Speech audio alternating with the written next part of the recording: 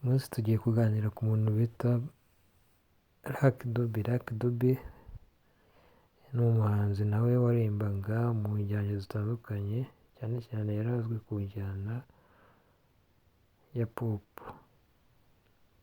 Gusa umwami w'injyana ya pop turamuzi ko ari Michael Jackson, apfuye muri 2009 afite imyaka 50.